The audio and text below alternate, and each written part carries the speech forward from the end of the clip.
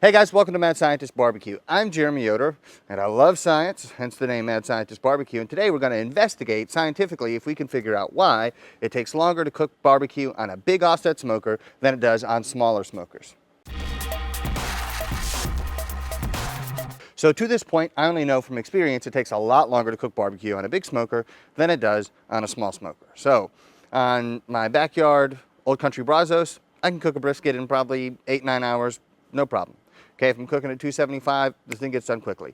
On this thing, I could cook at 275, and it usually takes me about 16 hours to get the thing done. Now, there are a number of reasons why it could possibly take longer. Maybe you get radiant heat from the metal in the smaller smoker, and there's less radiant heat in the bigger smoker. Maybe just heat that's kind of infrared heat coming from the firebox, cooking the brisket on a smaller smoker, but because there's greater separation on a bigger smoker, you don't get the same effect. Or it could be, what my guess is, that because there's a lot more evaporative cooling because of all the hot gases rushing past the brisket or the pork butt or whatever you're cooking, it takes longer on an offset smoker. So we're going to set up an experiment. What we're going to do is pretty simple, and we're going to do this. We're going to take 2 sponges. We're going to stick thermometer probes in them. We're going to cook at 275 in the offset smoker behind me, and then we're going to cook at 275 in a non-convection oven, and we're just going to monitor the temperature. My guess or hypothesis is that the sponge that's going to be in the oven is going to come up to a temperature of about 200 degrees before the sponge in the offset smoker. Now that could be the complete opposite of what happens. It could be that the convection dries out the sponge and it comes up to 200 degrees faster in the offset. That's why we're doing the experiment. So if this turns out the way I think it will, then we'll probably have a good shot at having a good answer to why it takes so much longer. If it doesn't turn out that way, well, then we go back to the drawing board and try something else to figure out what's really going on. Now, the basic setup for this experiment is going to be pretty simple. So I'm going to use sponges because they obviously hold a lot of water, and if I'm trying to figure out if evaporative cooling is what's going on and taking longer in the offset, then a sponge is a good medium to do that. So briskets are about 70% water, and so we're going to absorb a bunch of water in those sponges, and it'll be a good kind of testing surface to see if the evaporative cooling is the thing that's changing the results. Also, both sponges are going to be relatively uniform. So more uniform than 2 briskets, because the 2 briskets could be different sizes, they could be different thicknesses, they could be from cows that led totally different lives. There's a lot of variability there, so I'm trying to eliminate as many variables as possible. So we're doing this at the same day, at the same time. We're trying to get things lined up as much as we possibly can. So what I'm going to do is use the sponges because they're uniform. I'm going to weigh them before I soak them in water, and then after I soak them in water, just to figure out how much water was absorbed, and then we're going to weigh them at the end to see if all the water evaporated away. And we're trying to figure out as much as we can about what happens to that sponge in terms of temperature and in terms of how much water is there in the heating process in both the oven and the offset smoker, and then hopefully from that data we can figure out some good conclusions. With that being said, we're going to jump into this, and hopefully at the end the data are clear and you have more tools in your tool belt to make great barbecue. So you understand more about what's happening in an offset smoker versus what's happening in a smoker that has less air movement. These are all to make barbecue better and to give you more knowledge about what's going on, and I'm going to be learning with you, so I'm really excited about that. So first, we got to get the sponge ready that we're going to put in the offset smoker. So what we're going to do is we're going to take it, we're going to weigh it, because I want to figure out how much water is there, so at the end I'll know how much water has left. So we're going to weigh it, and then I'm going to stick a digital thermometer probe in there. I'm going to use the meter probe, which has a temperature sensor in the sponge itself and the ambient temperature. So we're going to see if I do a good job of maintaining consistent temperature in the fire. At that point, we're going to repeat the process for the oven inside, because I'm going to be trying to log the data every 10 minutes or so. And if I'm trying to do inside and outside, there are chances that the temperature in the pit could drop or could spike too much. So I'm going to be out here for the entire time. My guess is this is only going to take 90 minutes or so for each one, but we're going to find out, and I'll put all the data up for you guys. We're going to make a graph, and then we can see kind of which one increases in temperature more rapidly and which one reaches 200 degrees first.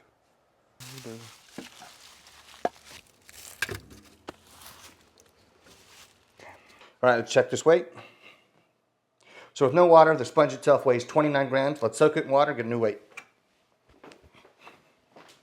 Okay, so after soaking water, we have 298 grams, about 10 times as much as it was before. Let's get a probe in this, take it outside, put it on the smoker.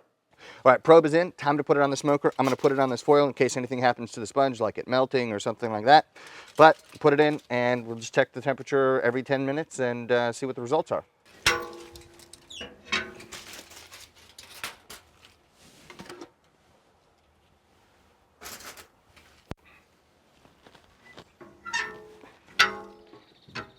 We're using this meter probe today, so it gives you the ambient temperature of the smoker and the temperature inside whatever you're cooking. So this is the first time I've used it, and I'm very excited about it. It connects to your phone. It's pretty cool. So right now the sponge is 69 degrees, and the ambient temperature is steadily climbing as everything kind of equalizes in the smoker again. So we're going to take the temperature of the sponge at 10 minutes, 20 minutes, 30 minutes, 40 minutes, and so on until we reach 200 degrees. So it's been 3 minutes now, and we're just going to keep going until it's done. I'm excited to let you know how this temperature probe works, and then also I'm going to record the ambient temperature in this pit. So if there are big fluctuations, maybe that's going to play a factor, but I'm going to do my best to keep it as consistent as possible. Okay, I'm going to give you guys an update. I've been out here for way too long. Right now I've been out here for 3 hours, 43 minutes, and 59 seconds. It is taking forever, and I think this kind of proves my point. I think it's finally through the stall now. If you want to see the meter app right now, internal temperature 157, and the temperature of the smoker is 277. But here we go. So I think hopefully in the next half hour or so, the temperature is going to reach 200, because I think pretty much all the water is gone. So if you look at the graph here, the purple line on the bottom is the temperature of the sponge itself. And so it was flat for a long time, 2 hours, and now it looks like it's on its way back up. So basically what I think is happening is the water heats up, the water is starting to evaporate, and then the temperature stays the same because the heat lost from the water evaporating is equal to the heat it's gaining from being cooked in the smoker there. And then now it's going back up because I think all the water is gone, so just the temperature of the sponge is going to increase. But here is the purple line. We're going to include a good version, a full screen version of this at the end after the whole thing is done. But that's where we are right now.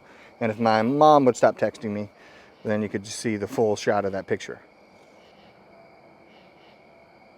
Now, in any barbecue video, I feel like part of it is you open the smoker at some point and see what we're cooking. Even though this is just a sponge, let's do it anyway. Looking really good. Look at that bark. So we have good color on there, and I think we're going to have good fat render. It's going to be really good in the end. So all the signs that we're looking for, perfect. Maybe we're going to wrap it in a short amount of time, but looking pretty good so far. Okay, now it's time to weigh the one that's going to go in the oven. Let's see. 28 grams instead of 29 on this one. Now let's fill it up with some water and weigh it again, see how much water we got.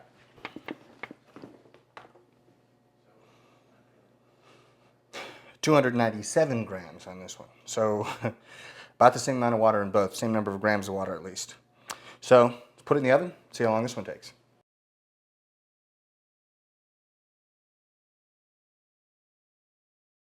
Okay, let's talk about the results. So these things took so long to cook that it's the next day, and we're just going to kind of recap the results that we got, and we're going to put in some graphs of the cook time and the temperature of these sponges right here. Now, as you can see from the graphs, we have rapid temperature increases in both, and then it kind of levels off for a long period of time. That's called the stall. Essentially what's happening in the stall is that the energy being added by the cooking process is being given off when the water in the food, or in this case the sponges, is evaporating. In the smoker, that stall took a lot longer than in the oven, over 2 hours longer as a matter of fact. And the reason behind it is this: because of all the convection in the smoker, you get rid of almost all the water. There were only about 20 grams of water left in this sponge, whereas the sponge that was in the oven had over 100 grams of water left. So I think that that proves, at least to me, that the convection process in a big offset smoker is taking a lot longer because you're evaporating away more water, and a lot of the heat that you add to the food that you're cooking is given off when the water evaporates away. Now, at the beginning of the video, I thought that this would take maybe 90 minutes, maybe 2 hours for each one. I was obviously way, way wrong. I didn't think it was going to take 7, 8, 8.5 hours to, heat up some sponges. But it's just a function of the amount of heat you have to add to water to get it to evaporate away. And that's one of the reasons why barbecue takes such a long time.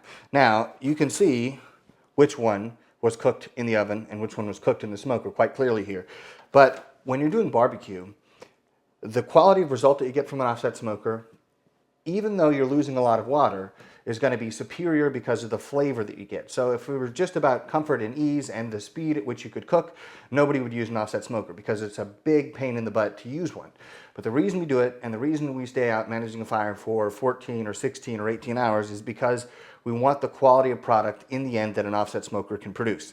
So it's going to take longer, and I think from this test we know, at least we have a good idea of why that is.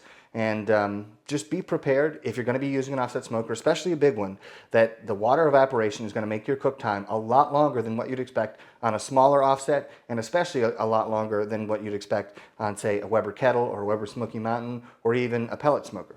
So in conclusion, it seems that the results support my hypothesis. But with any path of scientific inquiry, you don't do the test just once. These are things that you would want to examine over and over again just to make sure that you're taking an account for every kind of variable that you possibly can. But with barbecue being barbecue, it's outdoor cooking, there are a lot of things you can't control, and so the only way you could get real firm results is to repeat it over and over and over and over again. And I guess I'm just not interested in cooking sponges over and over and over again, especially if it's taking me 9 hours to do it. So these seem to support what I've experienced with cooking briskets and pork butts and ribs in offset smokers versus in smaller smokers. So my conclusion from this is that even though there's a lot of convection in an offset smoker, the result of all that water evaporating and leaving the cook chamber makes the cook time longer. And that's why if you cook on a 500-gallon or 1,000-gallon offset, you can figure that you're going to spend about 50% more time doing the cook at the same temperature. Thank you for watching Mad Scientist BBQ. If you liked this video, hit the like button down below, subscribe to the channel, and turn the notification bell on so you get notified whenever we put out new videos. Also, you can follow me on Instagram and Twitter at Mad Scientist BBQ. I'll see you guys next time.